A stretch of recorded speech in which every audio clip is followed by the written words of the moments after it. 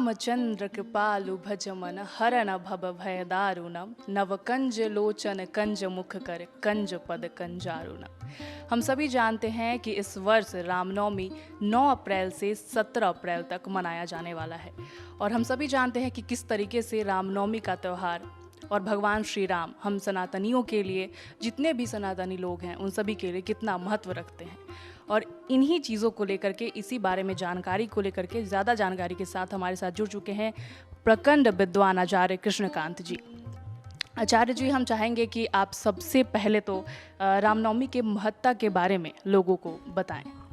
देखिए, मैं समाचार प्लस के दर्शकों को अनंत शुभकामनाएं रामनवमी की। श्री राम राम रघुनंदन राम राम, श्री राम राम भरताग्रज राम राम, श्री रामचंद्र चरणों मनसा स्मृणामि, श्री रामचंद्र चरणों वजसा गृणामि, श्री रामचंद्र चरणों शिरीषा नमामि, श्री रामचंद्र चरणों शरणं प्रपद्ये। राम ही केवल प्रेम प्यारा, अरे जान ले जो जान निहारा। देखिए, हमारे हृदय में राम है, मन में राम, तन में राम, यत्र तत्र सर्वत्र राम। राममय हमारा जीवन है। हमारा सनातन धर्म, भारत भूमि पर सनातन धर्म जो है वह अजेय है, अमर है, और सनातन सभी धर्मावलंबी राम के भक्त हैं। और सनातन के साथ जो भी जुड़ते हैं उनका कल्याण होता है। राम का अर्थ होता है कल्याण। जो राम में जिसका जीवन हो गया उसका कल्याण होना तय है। राम राज्य की कल्पना हम लोग करते हैं। 500 वर्षों के बाद श्री रामचंद्र जी अयोध्या में पधारे। सनातन धर्म का ये अभ्युदय का श्री गणेश है। सनातन तो अजेय है, लेकिन 14 वर्षों के बाद श्री राघवेंद्र सरकार वनवास से लौटे थे और जय जयकार हुआ था। आज भारत के प्रसिद्ध, यशस्वी एवं भारत के रत्न प्रधानमंत्री श्रीमान नरेंद्र भाई मोदी जी और उनके सभी मंत्रिमंडल के लोगों के सफल प्रयास से आज सनातन धर्म पल्लवित पुष्पित हो रहा है पूरे विश्व में। पूरे विश्व में पल्लवित पुष्पित हो रहा है और सारे लोग सनातन धर्म के पीछे दौड़ रहे हैं और राम में उनका जीवन हो रहा है। चाहे देश विदेश, यत्र तत्र सर्वत्र जहां भी हम जाएं वहां सनातन की डंका बज रही है। इसमें यशस्वी प्रधानमंत्री जी की बड़ी भूमिका है। वो सनातन धर्म अमर है, अजेय है। जब व्यक्ति जन्म लेता है तो राम राम का धुन होता है, और जब व्यक्ति अपने जीवन को अंत करता है तो राम राम होता है। अर्थात जीते जी और जीवन पूर्ण करने के बाद भी राम में हमारा जीवन है। राम के बिना हमारा जीवन अधूरा है। इसलिए हमारे भारतवर्ष ही नहीं, पूरे भारतवर्ष की जनता, चाहे वह देश में विदेश में कहीं भी हो, उनका जीवन राममय है। और राममय जब जीवन है तो राम राज्य की कल्पना तो सत्य होता है। राम एक आधार बिंदु है हमारे जीवन का। इस आधार बिंदु के से हमारा जीवन सुखमय है, पल्लवित और पुष्पित हो रहा है। राम मर्यादा पुरुषोत्तम है। रामचंद्र जी अयोध्या में जन्म लेकर, अयोध्या के पावन भूमि पर जन्म लेकर भारत की जनता को ही नहीं, पूरे विश्व की जनता को मर्यादा का एक पाठ पढ़ाया। जैसा कि आपने अभी बात की, मर्यादा का उन्होंने एक पाठ पढ़ाया है, उन्होंने एक सीख दी है। अगर उनके राह पे इंसान चले तो एक अलग ही मिसाल कायम होगी। और एक, जैसा कि आपने राम राज्य की बात की, तो इन चीज़ों में उनके गुण आते हैं और किन गुणों को ख्याल में रखते हुए राम राज्य को आगे बढ़ाया जाए, इसके बारे में। अभी जो वर्तमान परिदृश्य है, पुत्र जो है, बहुएं जो है अपने पुत्र को सास ससुर की सेवा में बड़ी दूर भाग रहे हैं लोग, और वृद्ध आश्रम की ओर माता पिता बहुत तेजी से जा रहे हैं। तो भगवान रामचंद्र जी पिता की आज्ञा से 14 वर्ष की वनवास चले गए और राजा दशरथ जी वैकुंठ चले गए उनके वियोग में। तो विचार करें कि पुत्र को माता पिता के आज्ञाकारी होने के लिए संदेश उन्होंने दिया। राम ही केवल प्रेम प्यारा और जान लेहु जो जान निहारा। राममय हमारा जीवन हो, मर्यादित हमारा जीवन हो। किसी भी देश में अगर परेशानी हो तो उसको राम राज्य की स्थापना, राम राज्य की कल्पना करे तो उस देश, उस राज्य में, उस देश में, उस समाज में आनंद की वर्षा होगी। आपका अर्थ ये है कि जहाँ भी राम राज्य की स्थापना होगी, जिस तरीके से राम राज्य होंगे, उसमें श्री राम के गुण होने चाहिए, उन व्यक्तियों में श्री राम के गुण होने चाहिए कि अपने माता पिता की सेवा करें, ना कि उन्हें वृद्धाश्रम छोड़ कर आए। बिल्कुल। तो इन चीज़ों का आपने बहुत ही बेहतरीन तरीके से हमें समझाया है, हमारी जनता को समझाया है। हम चाहेंगे कि आप ये भी बताएं कि रामनवमी में किस तरीके से पूजा अर्चना की जानी चाहिए और किन बातों का ध्यान रखा जाना चाहिए। देखिए, ऐसा है कि प्रभु राघवेंद्र सरकार के, राम जी के अगर परमिशन आपको लेनी है तो हनुमान जी की आराधना करनी पड़ेगी। हनुमान जी के परमिशन के बिना प्रभु के दर्शन में थोड़ी कठिनाई है। तो रामचंद्र जी के साथ श्री हनुमान जी की आराधना विशेष करें कि हनुमान जी अमर हैं। माता जानकी जी ने अमरत्व का वरदान उन्हें दिया है, तो अमर है हनुमान जी। सप्तैते चिरजीवनः, शास्त्रों में लिखा कि सप्तऋषि जो है वो चिरंजीवी है, तो हनुमान जी उसमें है जो चिरंजीवी है।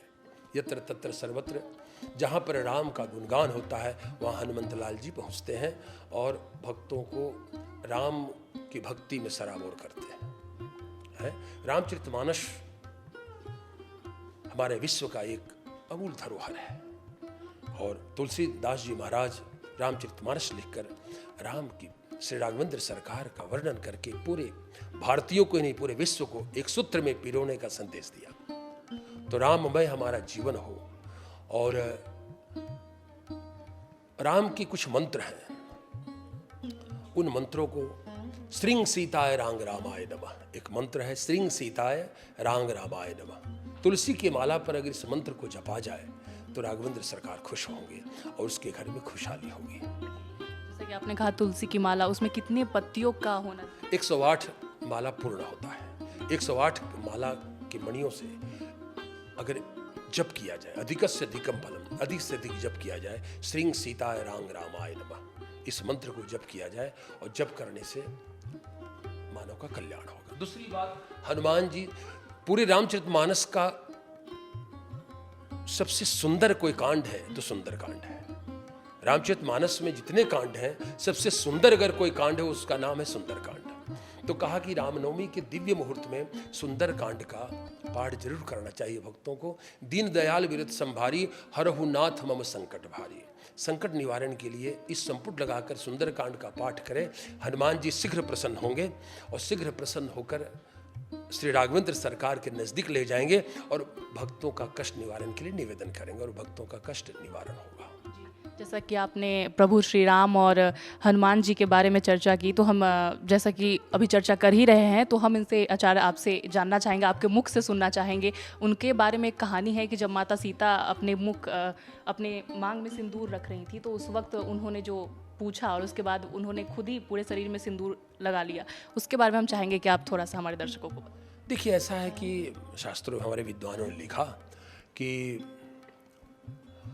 माता जानकी जी से पूछा कि माँ, आप मांग में लाल क्या लगाती हैं और इससे क्या लाभ होता है? तो हनुमान जी ने कहा कि तुम्हारे सरकार अर्थात राघवेंद्र सरकार इससे प्रसन्न होते हैं। बोले कि आप थोड़ा मांग में सिंदूर लगाती हैं तो इतना प्रसन्न होते हैं रामचंद्र जी। तो हनुमान जी ने सोचा कि माँ, जब थोड़ा सिंदूर से प्रभु जब इतना प्रसन्न होते हैं तो मैं सर्वांगे हरिचंदनम, पूरे मैं शरीर में ही सिंदूर पोत लूंगा तो हनुमान जी, प्रभु हम पर कितना प्रसन्न होंगे।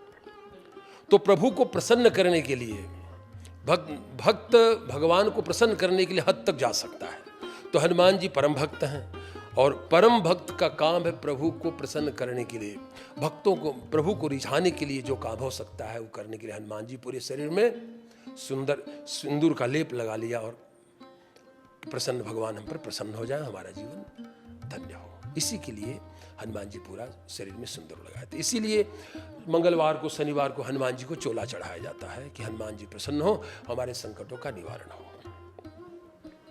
तो जिस तरीके से इन्होंने प्रभु श्री राम और हनुमान जी के बारे में जो बातें बताई, ये दर्शाता है कि एक भक्त का भगवान के प्रति कैसा प्रेम हो सकता है, कैसा अद्भुत नज़ारा हो सकता है जब श्री राम ने हनुमान जी को इस रूप में देखा होगा और उनसे सवाल किए होंगे। क्या लगता है श्री राम के क्या जवाब होंगे, हम आपसे जानना चाहेंगे। देखिए, ऐसा है कि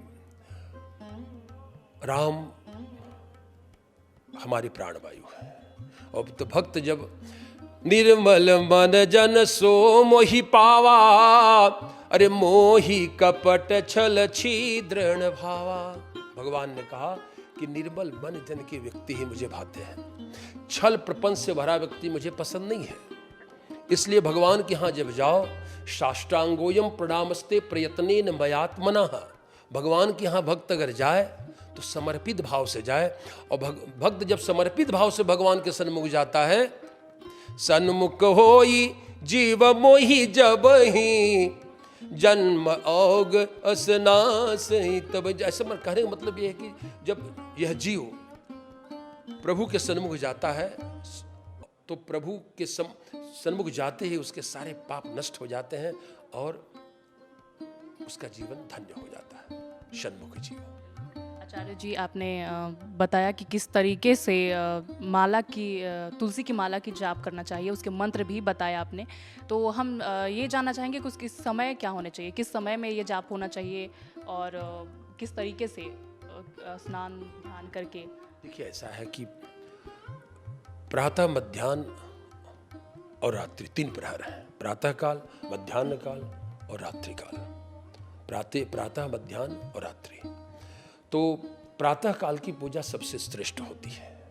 प्रातः काल में स्नान ध्यान विधिवत करें, सुसज्जित षोडशोपचार सामग्री उपस्थित करें और षोडशोपचार से पूजन भगवान को अर्पित करें। और अर्पित करने के बाद विधिवत भगवान के सन्मुख बैठ करके कंबल के आसन पर, कपड़े के आसन पर बहुत लोग को बैठते हुए देखता हूँ, कपड़े के आसन पर बैठने से ठीक नहीं होता। कंबल के आसन, कुशा के आसन पूजा के लिए सबसे श्रेष्ठ माना जाता है। लोगों को कंबल के आसन पर बैठना चाहिए, कंबल पर बैठना चाहिए या कुशा के आसन पर बैठना चाहिए। तो कंबल के आसन पर बैठकर अगर रामचंद्र जी के मंत्रों का जाप करेंगे, हनुमान जी के मंत्रों का जाप करेंगे, देवी का मंत्रों का जाप करेंगे तो मंत्र की सिद्धि होगी और मंत्र का कई गुना लाभ आपको मिलेगा। इसलिए कंबलासन पर बैठ करके, पद्मासन लगा करके जप करने से जप की महत्ता बढ़ती है और देवत्व की प्राप्ति होती है। अभी काफ़ी चीज़ों के बारे में इन्होंने जानकारी दी रामनवमी को लेकर के और बताया कि कैसे पूजा अर्चना की जानी चाहिए, किन चीज़ों का ध्यान रखा जाना चाहिए, कौन से आसन लगाकर पूजा पाठ की जानी चाहिए, किस तरीके से तुलसी की माला का जप करें और कौन से मंत्र पढ़ें। ये सभी चीज़ें आचार्य जी ने हमें बताया। तो हम चाहेंगे कि जो चीज़ें आपने बताई उसके बाद आजकल रामनवमी को लेकर या फिर किसी भी ऐसे जब राम जी का त्यौहार हो या कोई भी पर्व त्यौहार हो, आजकल ये गाना बहुत ज़्यादा चल रहा है कि जो केसरी के लाल मेरा छोटा सा ये काम, मेरे राम जी से कह देना जय श्री राम। तो हम चाहेंगे कि हमारे तरफ से तो ये गाना है, आपके तरफ से कोई ऐसा एक भजन हो जाए जनता के लिए। देखिए, ऐसा है, एक बड़ा सुंदर भाव है। आपकी कृपा से सब काम हो रहा है, करते हो प्रभु मेरा सब काम हो रहा है? आपकी कृपा से प्रभु, मैं आपका अगर जीवन है, प्रभु को अपना सब कुछ आपने छोड़ दिया, आपकी कृपा से सब काम हो रहा है, करते हो तुम कन्हैया, करते हो राघवेंद्र, मेरा सब काम हो रहा है। तो आप अगर प्रभुमय, अगर आपका जीवन है, प्रभु को सर्वस्व आप मानते हैं, अगर आप समझते हैं कि मैं, लोग कहते हैं कि मेरा घर है, मेरा वाहन है, मेरा व्यवस्था है, अगर अपना है तो जब व्यक्ति जाता है तो उसको लेके जाना चाहिए साथ है। सब कुछ यही है संसार में। अगर कुछ आपके साथ अगर जाएगा तो कलिजुग केवल नामय धारा, अरे सुमिरी सुमिरी नर उतर ही पारा। इस कलिजुग में अगर व्यक्ति तरना चाहता है, अपने जीवन को तरन तारण करना चाहता है, तो उसको राममय, कृष्णमय, मथुरा के श्री कृष्णमय जीवन बनाना होगा। अयोध्या के निर श्री रामचंद्र जी के जीवन का आधार बिंदु मानना होगा। कृष्ण राधे राधे जपो, कृष्ण कृष्ण जपो, राम राम जपो, श्री राम जय जय राम। अगर आप जपते हैं तो सुमिर सुमिर नर उतर ही पारा। उल्टा नाम जपत जग जाना, उल्टा नाम जपत जग जाना, अरे वाल्मीकि भय ब्रह्म समाना। वाल्मीकि जी मरा मरा करके ब्रह्मर्षि हो गए, तो कलयुग में सतयुग द्वापर त्रेसा से कहीं अधिक जल्दी फल मिलता है। वाल्मीकि जी के बारे में भी कुछ कहानियां हम चाहेंगे कि वो भी आप बताएं। देखिए ऐसा है कि वाल्मीकि तो ब्रह्मर्षि थे, ब्रह्मर्षि की जितनी गाथा गाई जाए वो कम है, लेकिन मैं इतना कहूंगा, उल्टा नाम जपत जग जाना, वाल्मीकि भय ब्रह्म समाना। वाल्मीकि जैसे महापुरुष और मरा मरा करके ब्रह्मर्षि बन गए, तो हम गृहस्थ अगर श्री राम जय राम करके अपने जीवन को तो धन्य कर ही सकते हैं और राघवेंद्र सरकार को प्रसन्न कर सकते हैं। इसलिए हमारा सनातन अजेय है। अजेय सनातन की इस वसुंधरा पर देखिए, पूरे इस पृथ्वी पर आप कल्पना कीजिए, पूरे इस पृथ्वी पर अगर 24 अवतार कहीं हुआ है तो भारत की भूमि पर। इसलिए किसी भी देश के लोग यहां आते हैं तो उनका जीवन राममय कृष्णमय हो जाता है और शिवमय हो जाता है। काशी विश्वनाथ कॉरिडोर को ले लें, चाहे अयोध्या के दिव्य प्रभु का विग्रह को देख लें, या मथुरा के श्री कृष्ण को देख लें, जहां लोग व्यक्ति पहुंचता है कृष्णमय जीवन हो जाता है, राममय जीवन हो जाता है, इसलिए शिवमय जीवन हो जाता है। तो इस वसुंधरा पर 24 अवतार हुए, प्रमुख 24 अवतार। इन प्रमुख 24 अवतारों में राम अवतार, रामावतार, कृष्णावतार बड़ा श्रेष्ठ है और इनका भूमि पावन है। जो व्यक्ति अयोध्या करने से रामचंद्र जी के दरबार में दर्शन करता है, देखिए 500 वर्षों के बाद प्रभु आए इस वसुंधरा पर, यशस्वी प्रधानमंत्री मोदी जी के अथक प्रयास से और भक्तों के व्याकुलता से भगवान आए 500 वर्षों के बाद। तो राममय जीवन भारत में है और भारत प्राणवायु है, भारत के जनता के प्राणवायु है राम और कृष्ण प्राणवायु हैं, उनके बिना जीवन हमारा अधूरा है। और सनातन धर्म का केंद्र बिंदु राम है, सनातन धर्म के केंद्र बिंदु हमारे शिव हैं, सनातन धर्म के केंद्र बिंदु हमारे कृष्ण हैं। तो हमारा जीवन राममय हो, कृष्णमय हो, यही आधार बिंदु हमारा है। और मैं दर्शकों को ये जरूर कहना चाहूंगा कि हमारा आपका जीवन भगवान रामचंद्र जी मर्यादा पुरुषोत्तम की मर्यादाओं का पालन करने का जो उद्देश्य उन्होंने दिया, हमारी माँ की रक्षा हो, हमारे पिता की रक्षा हो, हमारी बहनों की रक्षा हो, हमारे समाज की रक्षा हो, हमारे देश की रक्षा हो, हमारे सनातन की रक्षा हो। अगर हम हैं तो हमारा सनातन बचेगा तो हम हैं, और हमारा सनातन और हम बचेगा तो हमारा देश है। तो देश, सनातन और संस्कृति की रक्षा करना मेरा धर्म है। इसलिए देश, सनातन और संस्कृति के लिए हम मर मिटें, और सनातन धर्मावलंबी जो देश के लिए दिन रात एक किए हुए उनके साथ हम कदम में कदम मिलाकर उनका साथ दें, और सनातन धर्मावलंबी भक्तों को साथ देकर भारत विश्वगुरु था, विश्वगुरु है, और विश्वगुरु की ओर भारत बढ़ रहा है। तो विश्वगुरु भारत संपूर्ण विश्व को नया संदेश दे रहा है। रामचंद्र जी आ गए हैं 500 वर्षों के बाद अयोध्या के दिव्य भूमि पर। अब संपूर्ण भारत तो राममय है ही, संपूर्ण देश विदेश भी राममय होगा, और सभी देश सुखी होंगे, सभी देश के वासी सुखी होंगे, और उनका जीवन धन्य होगा। आचार्य जी, आपने काफ़ी कुछ बताया, और मेरे मन में एक सवाल था। एक जनता है जो जानना चाहती है, मतलब जो समाचार प्लस की जनता है उनमें से एक हैं जिनके पास ये सवाल आया मेरे पास, तो मैंने सोचा आपसे पूछ ही लिया जाए। कहा जाता है कि उनका कहना है कि जब वो मंदिर में जाते हैं और जब पूजा पाठ करते हैं, भले ही उन्हें कोई दुख ना हो, तकलीफ ना हो, लेकिन जब भी वो पूजा अर्चना करते हैं उनके आंखों से अश्रु निकल आते हैं।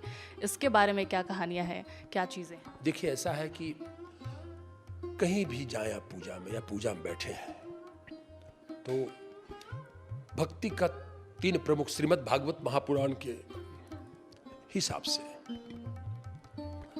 व्यक्ति को पहले ज्ञान होता है, ज्ञान के बाद भक्ति होता है, और भक्ति के बाद वैराग्य होता है। ज्ञान, भक्ति और वैराग्य 3 प्रमुख केंद्र बिंदु है। तो जब ज्ञान हुआ कि भगवान है, ये रामचंद्र जी हैं, जब ज्ञान हुआ तो भक्ति का संचार हुआ, और भक्ति का जब संचार होता है तो वो भक्ति भगवान को जब आर्तभाव से हम पुकारते हैं या प्रभु को जब याद करते हैं या प्रभु की आराधना में जब बैठते हैं तो वो अश्रुबुंद बनकर निकलता है? अश्रुबुंद कर, किसी को किसी से अगर प्रीति हो जाती है, किसी कन्या को किसी वर से प्रीति हो गई और उसकी इच्छा हुई कि मैं इसी से विवाह करूंगा, तो अगर वो बिछुड़ता है तो उसके नेत्रों से अश्रुबुंद निकलता है? तो ये माया है।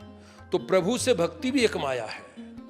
जब प्रभु से भक्ति लगाव होगा, ऐसी लागी लगन मीरा हो गई मगन है।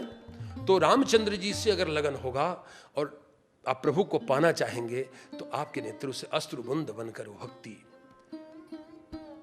अर्थात इसका स्पष्ट कारण है कि भक्ति का श्री गणेश है।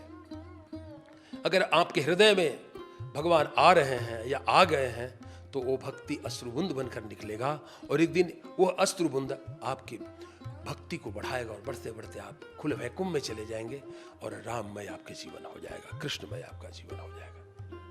तो काफ़ी बेहतरीन तरीके से इन चीज़ों को आपने आचार्य जी बताया। मुझे लगता है जिनका ये सवाल था उन्हें बेहतर जवाब मिला होगा और वो काफ़ी ये जवाब सुनकर खुश होंगे क्योंकि आपका श्री गणेश हो चुका है भक्ति में। तो इसके बाद हम चाहेंगे कि आप रामनवमी को लेकर के जो जनता है उन्हें क्या संदेश देना चाहेंगे? देखिए, रामनवमी से श्री रामनवमी के दिव्य मुहूर्त में मैं सभी भारत की जनता को, समाचार प्लस के दर्शकों को मैं ये जरूर कहना चाहूँगा कि आप अपने घर के ऊपर हनुमान जी का ध्वज जरूर लगाएं। आपका जीवन भगवामय हो, राममय हो और राम की खूब